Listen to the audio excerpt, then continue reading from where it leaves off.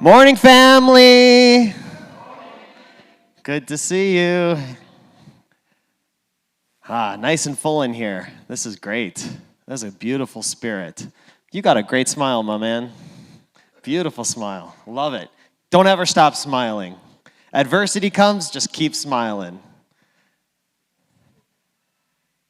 So I gave my daughter a challenge.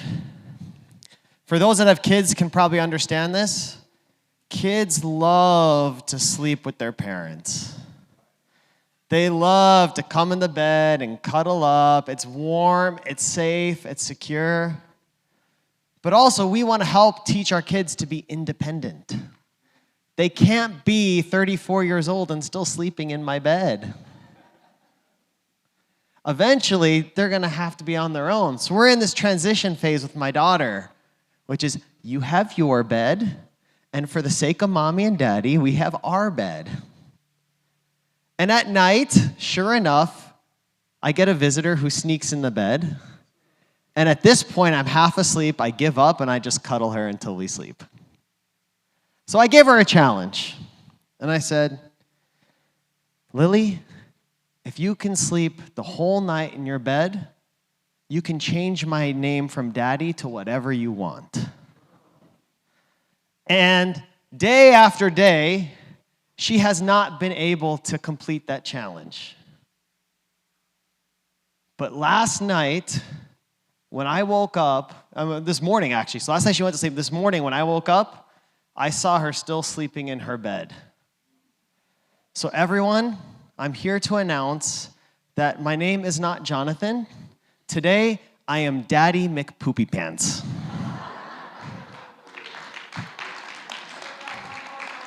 I am Daddy McPoopypants. So by law of Lily, if any of you want to call me that today, I have to respond and say, yes, hello. But just today, it will expire soon. So today we're going to talk about life or death. Big topic.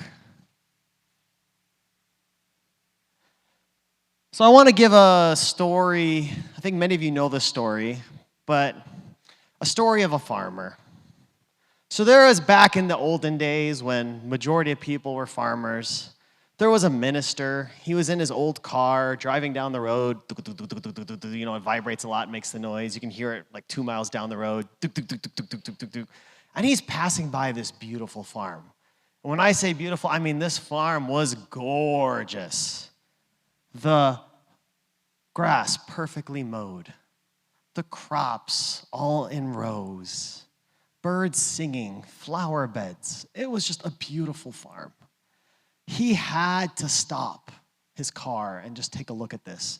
This is God's beauty of creation, he thought. I have to appreciate it. Gets out of the car, goes up to the fence, breathes in the air. Wow, God, you made a beautiful creation. He looks and sees there's the farmer busy on his tractor. The farmer looks up, sees the guest, stops the tractor, gets off. Farmer comes and walks up to greet him. Minister sees the farmer and said, you know, or probably this is more in the South, you know, God surely blessed you with a beautiful farm. The farmer, with dirt on his pants, sweat on his brow, sun-ripened cheeks, wipes the sweat off his brow and just says, he sure did, but you should have seen this place when he had it all to himself. And it's really true. Have you ever seen what happens when you don't mow your lawn for a while? For us, we don't really have lawns. I don't know, water your rocks. I don't know what we would, but you'd be with me here. We live in a desert. But it's really true. Our universe, by law, is for growth and expansion. So the second you don't take care of your lawn or take care of you trim the bushes or do any of that, nature takes over, and it comes quick. Everything is for growth and expansion. Our universe as a whole is expanding. Have you heard of that before? So really, if we are for growth and expansion, then by law, we are either growing or we're dying. Some people might say, well, you have this clicker here. Is this clicker growing? Well, actually it is. It's not dead. There's no such thing as stagnation in our universe. Everything is alive. If I would take a microscope and look at this, we would see atoms. And these atoms are vibrating. They're vibrating at what's called a frequency. And it's a specific frequency for this so that when I touch it and look at it, my sensory perception that I have of this vibration is letting me feel and see it as a clicker. But it's alive. If you see a rock, it's alive. Nothing is dead. The reason we are here on this earth is so that we can grow. That's why we're here. We're here to grow our spirit, our soul. So we're never done. Sometimes I talk to elder members and they're like, yeah, I'm kind of winding down now. And it's like, what for? We got a lot of work to do. We got a lot of growth. We're on this earth so that we can grow our heart, our spirit, our soul, so that we can become our best. And then God created this whole world of physical restrictions so that we can learn to grow. But don't get confused. We're here for that. So we're either growing or we're dying. I had an experience of this principle in my life. I had a neighbor. I didn't have a relationship myself with my grandparents, physical grandparents. On my mom's side, they passed away very early. On my dad's side, they were in Germany. There was a language barrier. I saw them here and there, but I didn't have a big relationship. When my family moved to Michigan when I was a kid, our neighbors were elder, and they kind of adopted us as grandchildren. We called them Grandma Betty and Grandpa Dwayne. In fact, when they passed away, they sold, the thing was to sell the house to my sister. So my sister's family lives there now. It was very beautiful. We went to their house all the time. When Grandma Betty passed away, it was very difficult for Grandpa Dwayne. He lost the spark to grow. He lost the spark to want to keep going. And he kind of gave up. Sure enough, very shortly after, he passed away. It's the law of the universe. We're either growing or we're dying. I think this is a big time. We're at a big crossroads for our movement. I don't want to water down these words, but we're at a make or break time for True Parents movement right now. For a long time, we haven't experienced growth. We haven't experienced this expansion. And based on what happens today, we are deciding the legacy of our True Parents. We are deciding the legacy of this movement. And it's make or break time. For so long, we talk about building Chunilguk. We talk about this, but we speak of it in terms of like, we're expecting God's miracle to come and just accomplish everything. We have to be the ones to take that responsibility. And we don't have time to waste. It's not going to happen in the future. To our elder members, you're not getting younger. In spirit, you're so young. I love the elder members of our community. They're such young people. But physically, we're getting older. What we do now is going to set up the legacy for what we pass on to the younger members.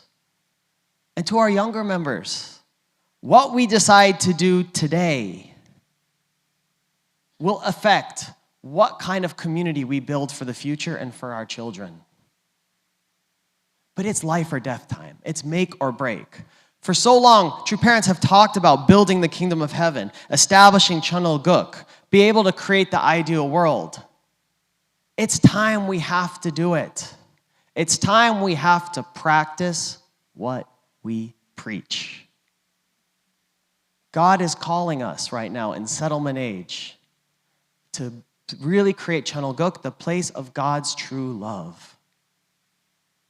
We have to experience that in our lives and in our families.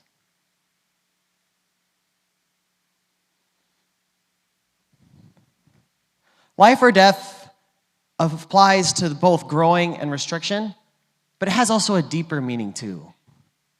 Because we're taught physically we can be alive, but if we don't have God's love, spiritually, we can be dead.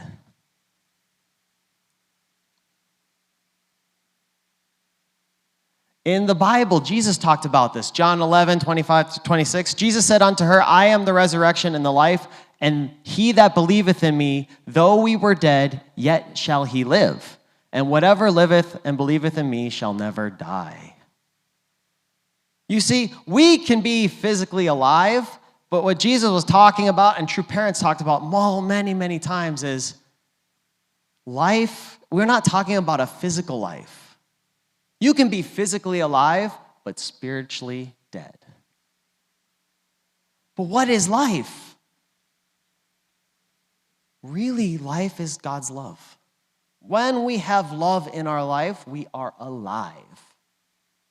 It's air. Our body can be alive with air in the physical world. Without it, we will be dead.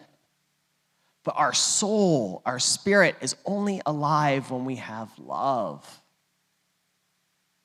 God's love. Then we are alive. But without it, we are dead.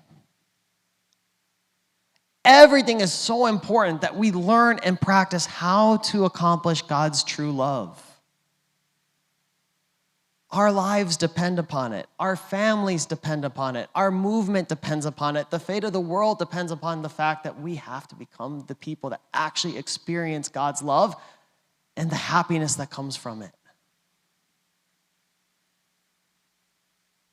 In a speech Reverend Sun Myung Moon, our founder, gave called The Fruits of True Love and the Day of All Things, he even talks about how God is not alive without it. True love is the love that God can enjoy. It has nothing to do with the worldly love we know. Money, power, knowledge, and position are not needed by God. He has that already. What God needs is an object of love. Without true man and true woman, God has no life.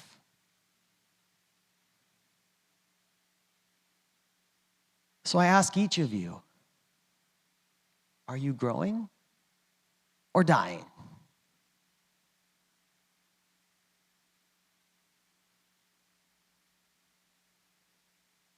So, True Father's words, we call our founder True Father, Reverend Sun Myung Moon shared, the unification movement will grow. This is the time of transition. We have to make a quantum leap, not baby steps, not micro improvements, a big leap is what he's saying. We have to make a quantum leap at this time in this new era. It is the era after the coming of heaven. The world of being asleep and the world of being awake are very different.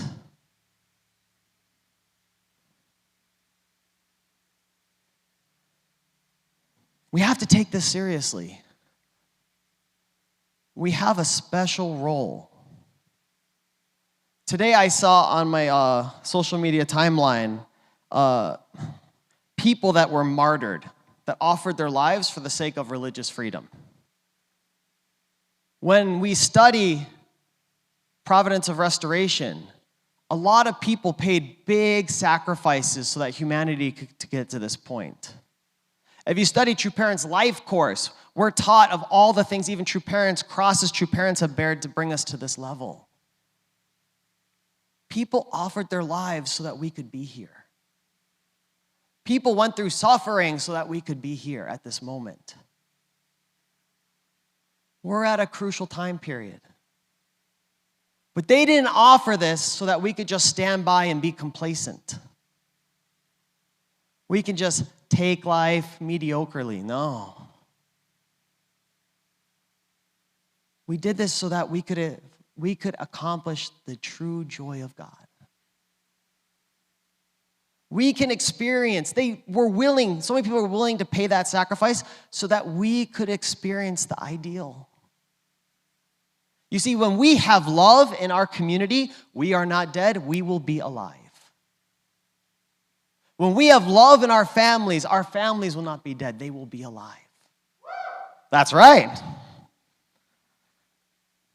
When you have that love and it's vibrating, it's going to be infectious. We are going to be happy. Our faces will be younger. We will have more energy. And the world is going to come and be like, what the heck do these people have? We need some of that. People aren't going to go to the convenience store and pick up a Monster energy drink anymore. I gave a talk to the New Hope Foundation, and in our world, we have a lot of what I call cheap substitutes. And these cheap substitutes, they stimulate us when we don't feel alive because we don't feel loved.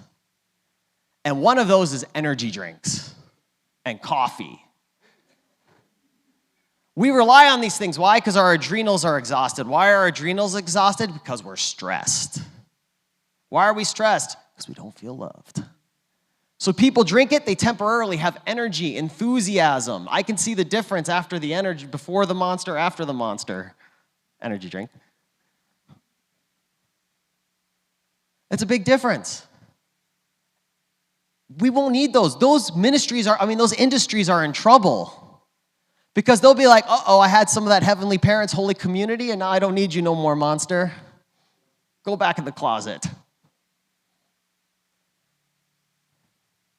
When we have this love, when we have this love vibrating, we're going to feel so good. It doesn't matter what stresses come into our life. We will be bulletproof. We will feel we are worthwhile. It doesn't matter what people say.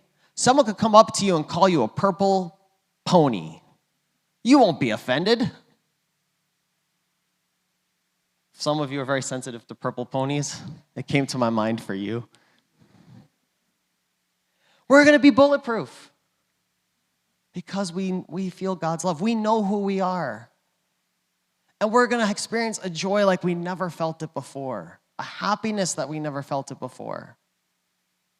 And this world, so many people spiritually are dying.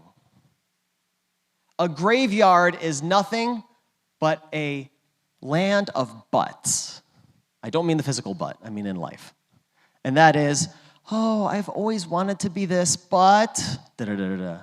Oh, I could have done this, but da-da-da-da-da-da. We're going to be able to give people life. But it's our time. Our time is now. Not tomorrow. We are living in the greatest time of human history. And true parents have asked us, let's be communities now. Let us build a community of true love. Let's build a community of true joy. People have laid the foundation, and we're going to do it. But it won't work. It's not going to happen just on Sunday. Coming to a community gathering won't be enough. It won't work just with a Halloween party. It won't work if you win Ute. Those are great. They're a part of the formula. But this community won't change if you don't change. This community won't change if I don't change. We have to every day become more loving. We have to every day learn to feel God's love. So I want all of you to please take next week seriously. We have an incredible opportunity. A person that has dedicated his life and wrote the book of how to practice unconditional love is going to come here and spend the whole day with us. I shared it before. He hasn't done a live event in years. And the first one's going to be for us. This is a chance where we can have a breakthrough, where we can take another step, another level to how can we be more loving. And we need it. It's going to be deep. It's going to be profound. It's going to be awesome. I want everyone to be there. We have sign-ups on our website. We're going to send a sign-up on text messages. It should be on your bulletin. It's going to be on our e-news. Register. You don't want to miss it. We're going to do a fireside chat here for our normal gathering, and in the afternoon, we're going to have a community session here. And other people have heard about it, and some people are flying in from around the country to be here with us. Some of them are not part of our faith community even. They just heard this event's going on, and they want to be here.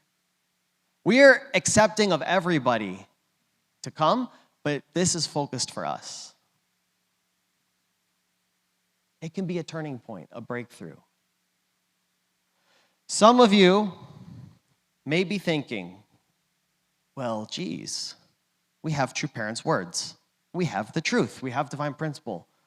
Why do we need somebody else to come and help us? It's a common thought. I can understand. But I'll let you know what it is. It's fear.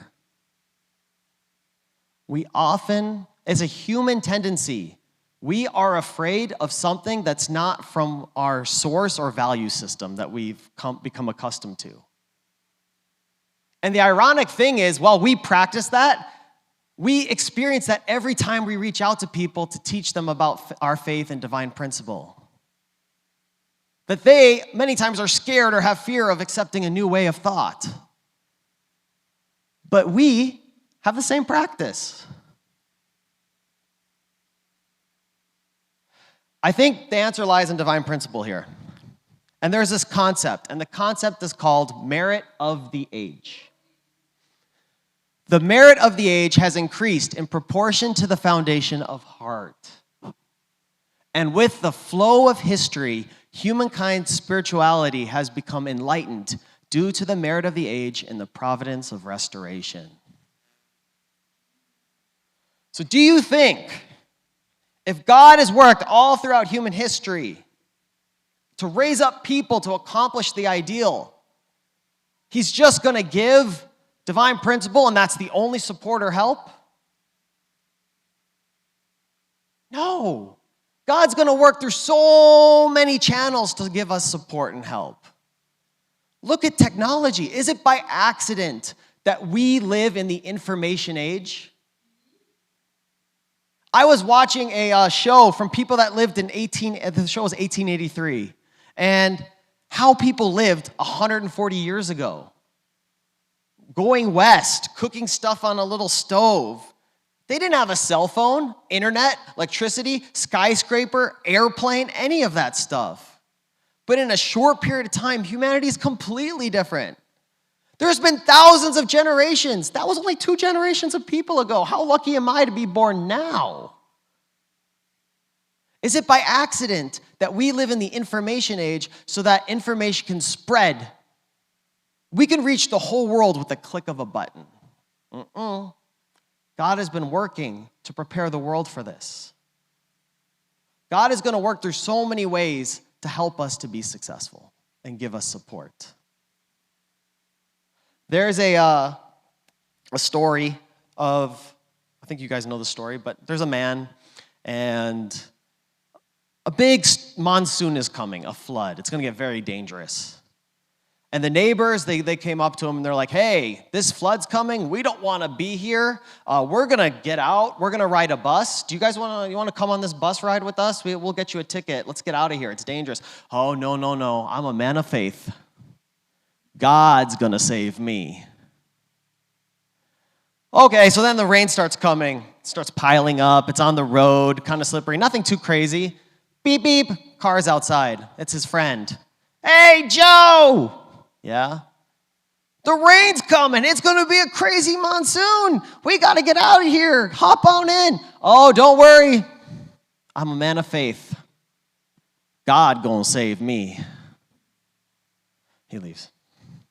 Next thing you know, water's coming really high. He's like, oh, shoot. Well, I know the neighbors are all gone up. Maybe he's in an apartment building. So he starts climbing up. He goes to a higher level. All of a sudden, water's really high, covering everything from cars and all stuff. A boat comes. Whoa, you're still here? The whole town's evacuated. Hop on this boat. Let's get you out of here. Oh, no. Man of faith, watch this. God gonna save me. Rain keeps coming, piling up. Guy's like, oh my gosh, I gotta get to the roof of this building. He goes, runs onto the roof. Helicopter comes. Sir, this is the last chance. We got this helicopter. They drop like the ladder, like you see in the superhero movies. Like, hop on, we'll take you away to safety. Don't worry, I'm a man of faith. God's gonna save me. Water comes, floods it. Guy can't breathe, he drowns. And he's confused. He gets to spirit world, meets God, and he's confused.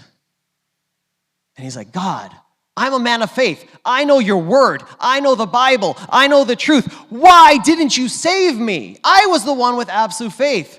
And God's like, holy crap, man. I sent you your friends. I sent you a car. I sent you a boat. And I sent you a helicopter. And you rejected all of my help.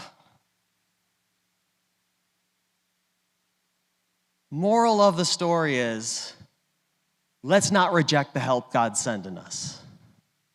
Let's embrace it. So next week, we're going to have a really fun event. The author of Real Love, How to Practice Unconditional Love is going to come here and spend the day with us. We're going to do the fireside chat. We're going to have a special afternoon session from 1 to 5. There's going to be lots of opportunity for us to get real. We're going to talk about our families. We're going to talk about our relationships. It's going to be deep. It's going to be powerful. You're going to experience something different in the room than you've experienced before. And you don't want to miss it. Everyone, I ask you, register. If you have any desire to improve, if anything I said today, you have a spark that's like, I want to create the community of true love. I want us to grow. I want us to be successful. Sign up. Don't waste this chance. If you don't come here, you may regret it. And when you come, let's come early. Come for the coffee hour early. Let's build up the momentum. Let's be on time. Let's fill up this room. If you have friends, invite friends. If the guests, invite guests. Let's fill up this room, because if we create the spirit, God's going to be able to work to then give that much more to us.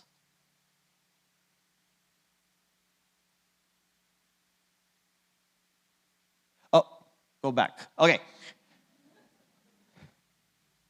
We have a wonderful sister in our community named Hilda Wyman. She just moved here recently this year. I think her husband's here. Hello. She's dedicated her life to helping families have breakthroughs. And when she heard about this, she can't be here today because she's in another meeting, but she's like, Jonathan, I want to say something to the members.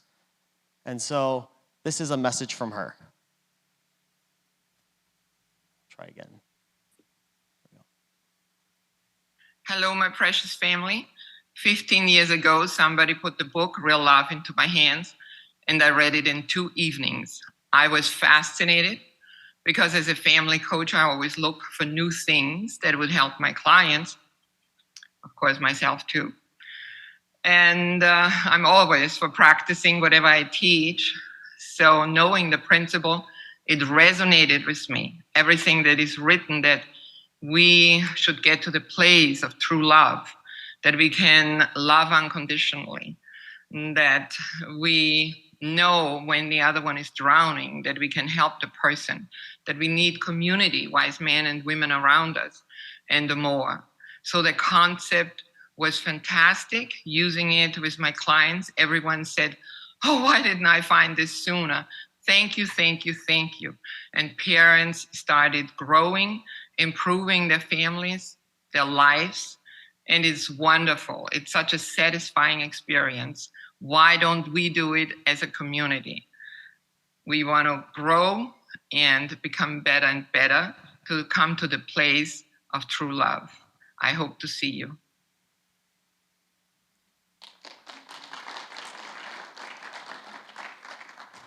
So, brothers and sisters, let's be a growing community. Let us choose life. Let us choose to feel God's love. And let's really achieve the dream we've all worked so hard to get to this point. Some people have asked me, Jonathan, why are you doing this role right now that I'm doing? And my answer is very simple. I really love this community. I really love all of you. I don't want us to die. I want us to be successful. I want us to experience God's dream of true love in our relationships and our families, and we're going to do it. So when we're on a crossroads now, we have life and we have death. And I encourage all of you, let's go together, let's choose life. Join me in prayer.